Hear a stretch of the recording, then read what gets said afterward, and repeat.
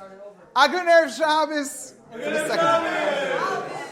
This week's parsha is Parshas Nasso. It's my mitzvah parsha, Baruch Hashem. In case all of you were super duper impressed this week when I landed on Thursday, it was because it's my mitzvah parsha. Of course, my mitzvah was 133 years ago, Be'ez Hashem. And I expect presents. I did get punches based on that amount. Thank you very, very much from the Bleacher Creature section back there. But it is definitely an amazing, action-packed parsha. There's so much in this week's parsha.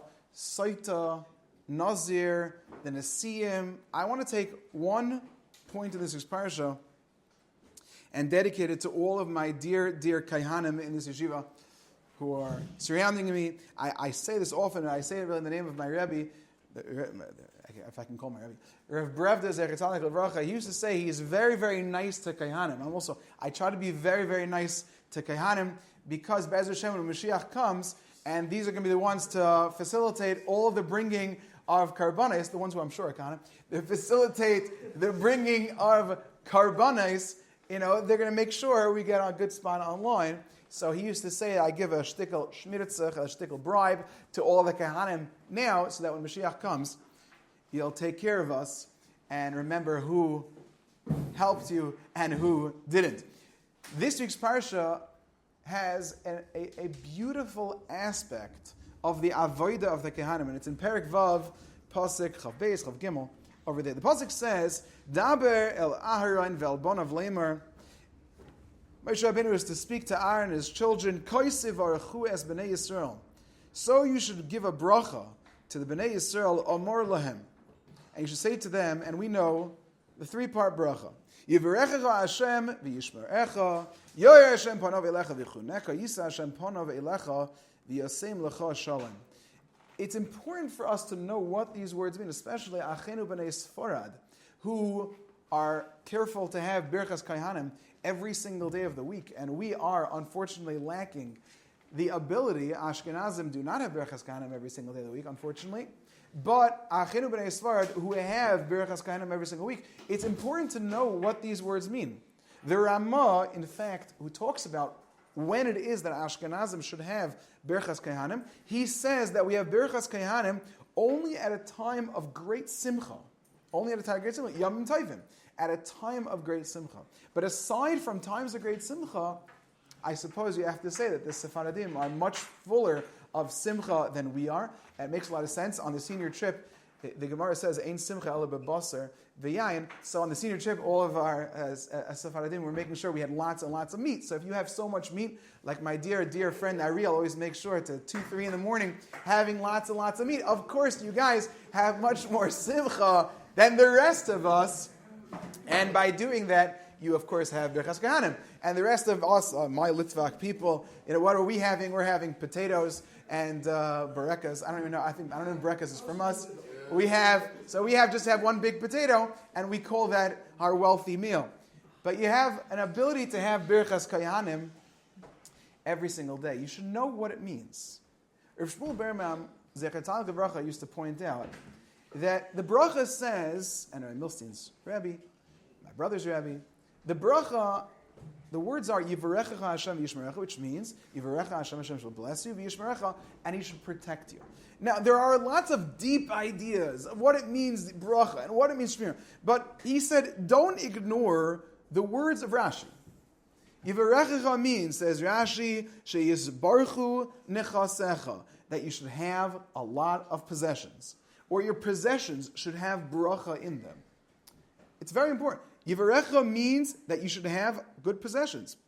Baruch possessions. V'yishmerecha. And you should be protected. Nobody should steal your possessions from you. If you're zaycha to have a scooter, you should have a nice, expensive scooter.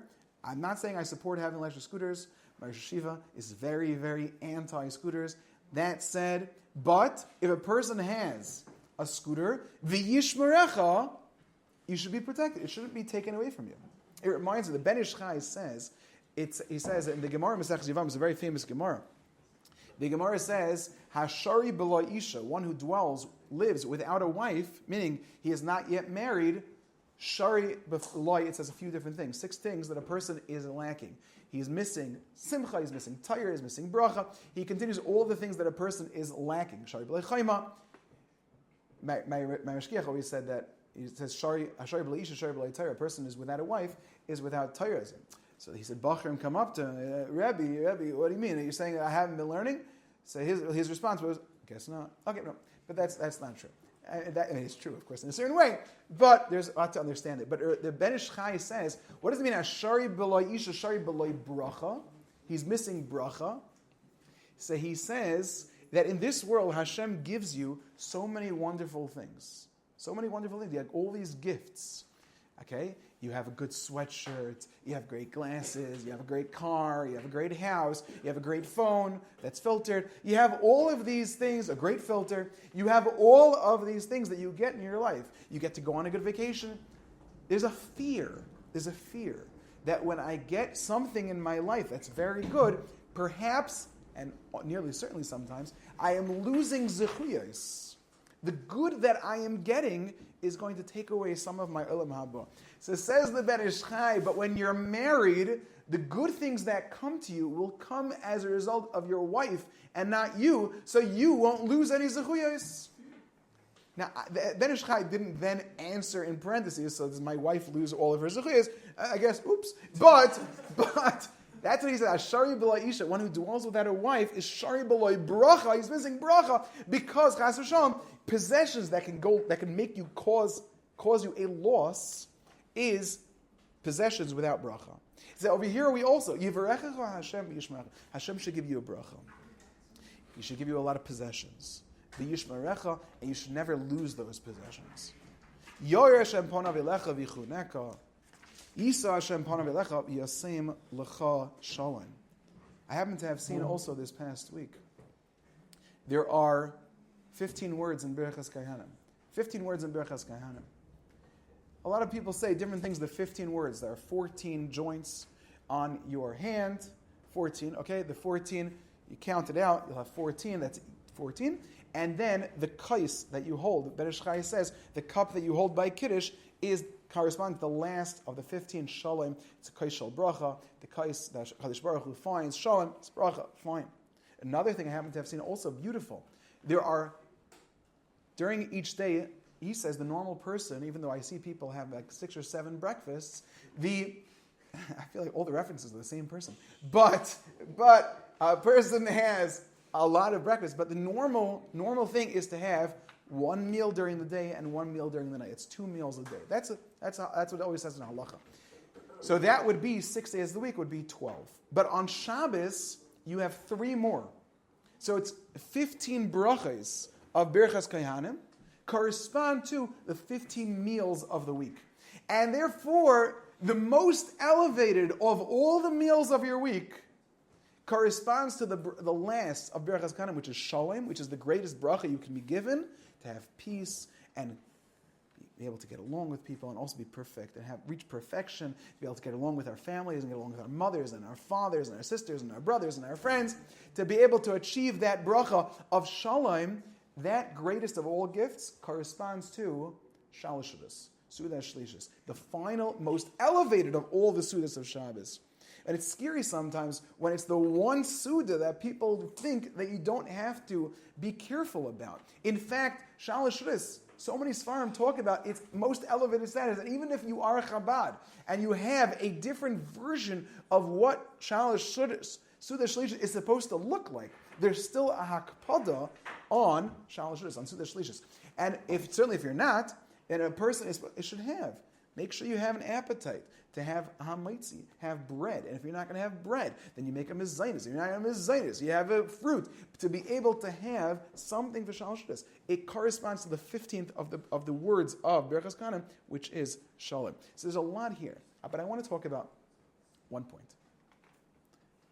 After it all, the mitzvah in the Torah is, Meir, that the Kahanim give the Yidden brachas. The Kahanim give you a bracha.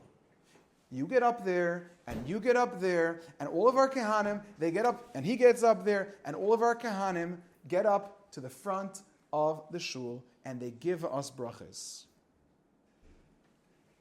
be able to give us brachas. How often are you giving out brachas? When you get up to say Brachas Kanim, I'm not going to put you on the spot, you don't have to answer right now. But when you get up and say Brachas Kanim, are you thinking, I'm doing this in order to give brachas to the Jewish people? I'm thinking that? Right, it's something just, I go up and I do Brachas Kanim, not me. But you go up and do Brachas Kanim, say the words, say the bracha, I turn around, I move at the right spots, I have to make sure I had to put my hands. But the most important concept is that I am being a conduit. I am being the channel of Hashem giving brachas to the Jewish people. Giving a Yid a bracha. That is what you Kayanim, on your elevated status, are doing for us. And don't miss the boat of what you're trying to accomplish. And for the rest of us too, Chaim, to be able to give out brachas is a job for all of us. I think I've said this story before. There's two versions of a very important story. It's a very short story. But there are two versions. I heard one version from a grandchild. I used to eat Baruch Hashem in Eretz Yisrael. I got to eat by the table of one of the Gedolei Yisrael, Zecher Tzadik Livracha, Rabbi Zakheim. And I used to eat by him. His wife was the granddaughter of Rabbi Baruch Ber Leibowitz. Rabbi Baruch Ber, one of the biggest Talmud, Rabbi Chaim Brisker, Rabbi Baruch Ber. So I was once eating by his house, and as some of you know, when I used to go by his house, I was the only one. At that time, nobody was eating Rabbi Zakheim anymore, and it was just me and him. So it was interesting. It was definitely a unique experience. And during one of the sudas that was by his house, a Talmud of his came by, knocked on the door of his Rebbe, and said, Rebbe, I just want to say good Shabbos. Okay? So he said, no, come inside, mach kiddush, make kiddush, have something to eat. So he said, no, Rebbe, I'm just here to say good Shabbos. Come inside and make kiddush. Rebbe, I'm just here to say. Now, first of all, it's against halacha. Obviously, you're not supposed to argue with your Rebbe. Ein b'sar from the gadol. Okay, all of that, fine. But he said, I want to come in. I want you to come and eat. And then he says, if you come in and eat, I'll tell you a story about Rabbi Baruch Ber. Now, there are two versions. I'm going to tell you this version and then the version that my point is. Rabbi Baruch, he said, this is the story. Rabbi Baruch Ber said about himself that when it comes time for me to pass away, I'm going to be judged upstairs in Shemayim. And they're going to say to me, you ready for the test? And I'm going to say, yeah, I'm ready for the test. So they're going to say to me, okay, we know your abilities, your capabilities, your capacity. Did you learn enough? For sure, I'm a Baruch Ber. Have you seen my Sfarim? Baruch Ber. I did it all. You could have done more. Oh, that's what they're going to say to me. Okay. Did you do a lot of chesed? For sure, I started tzedakahs. I was a Rav in Kamenetz. You could have done more.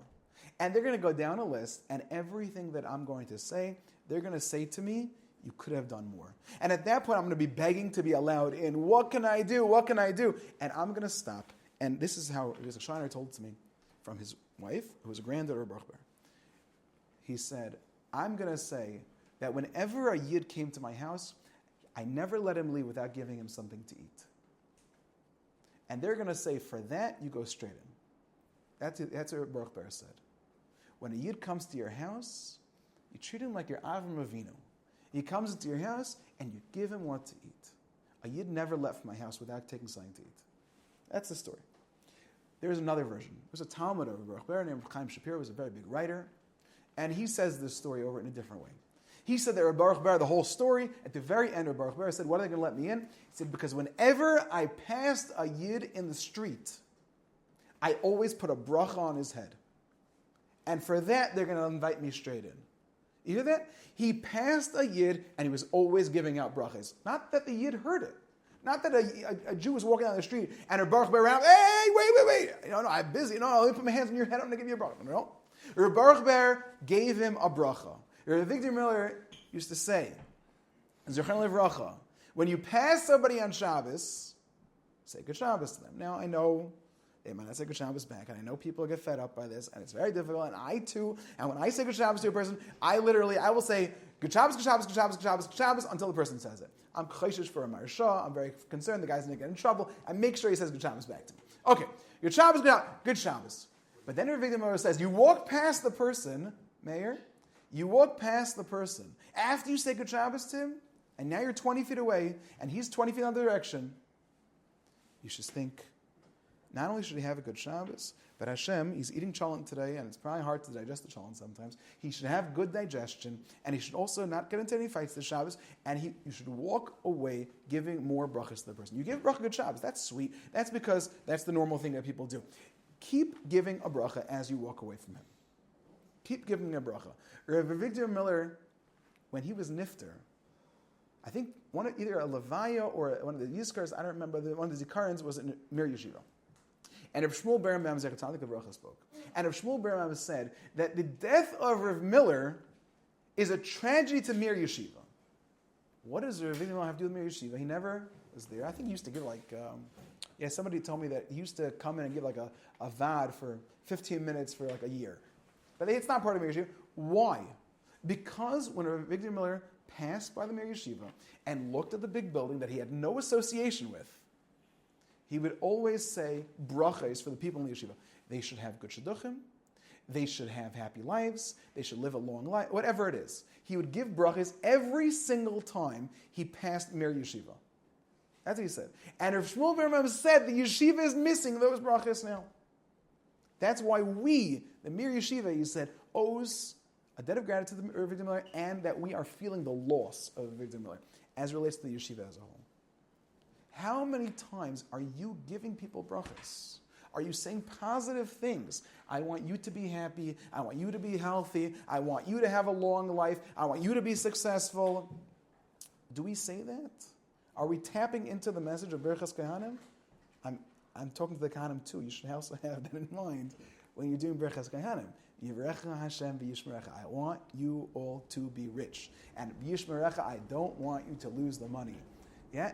And you shouldn't be thinking, I want you to be rich and give me the money. Not that. I want you all to be rich. I want you all to be full of Torah. I want you all to be full of happiness. I want you all to be a success. I'm giving you brachas.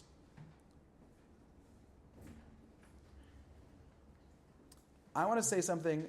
I don't want it to be taken in the wrong way. I don't want anyone to misunderstand. I'm not referring to anyone specific anywhere or anything, and these words do not reflect the Or Shlomo, and nobody should ever take away donations from yeshiva, whatever it is. If anybody ever hears this, whoever listens, or anybody here. There are some places that don't, I'm going to say it, they don't recognize the need to give out these brachas to people. To give you a bracha doesn't just mean I say nice things to you, but I will do all that I can to give you the greatest possible life. That's what it means to give you a bracha. To give you that bracha, to give you the greatest possible life, is, in my perspective, and the Messiah that I follow, and the way of Or Shlomo, is to give you your chelek in Torah, to give you your ability to learn Torah, to give you your skill in Torah, to have you develop your own interpretations of Torah, like Rabbi Khan, when he was here, said that each one of us, according to our ability, can understand Torah according to their level. But everyone, the biggest bracha I can give you is an appreciation for Torah. Because that's the greatest joy in my life, and it's going to be the greatest, most fulfilling thing in your life, to be able to transmit that on further. And there are places out there they definitely want the best for everybody. They want people to be happy. They want people to be positive. But I sometimes hear about it, and it scares me, because the biggest bracha they can give a person, they're stealing from them. The ability to get them to have their own chelek in Torah. I love that song. Right? Can I be part of your glory? The whole song. It's so beautiful. To be able to have a chelek in Torah. I'm afraid. Even the biggest yeshivas in the world. I was in Lakewood. I'm still in Lakewood. I'm Lakewood BMG, Beis Meshkava, the biggest yeshiva in the world. I was learning, and I had a question. I turned to the guy behind me. His name is Mordechai. You should live and be well. I turned behind me. I had a question on whatever it was, a taisvis. So I asked him, Mordechai, what's pshat? So he said, I don't know. Look up this farm. I said, no, I'm asking you, what is your pshat? Tell me your pshat on this. My pshat? I can't give my own pshat. Look it up. See what they say, what everybody else says. I told him, I was younger. I probably did say it right. I told him he's not Bikairis. He does not believe he has a chelik in Torah. How could you not believe that? Each one of you, Gavriel and Oren and Yasha and Eli, every single one of you, you have a chelik in Torah. Your own perception, as long as you're following the standards, like Rabbi Khan said. But the biggest bracha is I can give is for you to be able to appreciate that. Don't let anybody ever steal that. Don't let anybody ever give you a watered down version of Judaism, of slightly better than Tikkun Olam. There's so much bracha here. Hashari b'lei isha, shari b'lei bracha, shari b'lei simcha, shari b'lei tayr, shari b'lei chayma. You have it all. You have it all. Be'ez Hashem, give brachas out to people. Talk to people. Be positive to people. Say, I want you to be happy and healthy. For all of your very, very many days. Give brachas out to people. It should be your thing. And Be'ez Hashem, when it comes your time to answer some questions by the Beis Din Shalom Ala, you'll be able to say, for all the wonderful things I did, of course I'm getting into Gan Eden, but this Ola al Gabein, whenever I saw a Yid, I always made sure to put a bracha on his head. Be'ez Hashem, you should all have a fantastic, beautiful Shabbos, beautiful Zmiras, and cholent, and delicious food.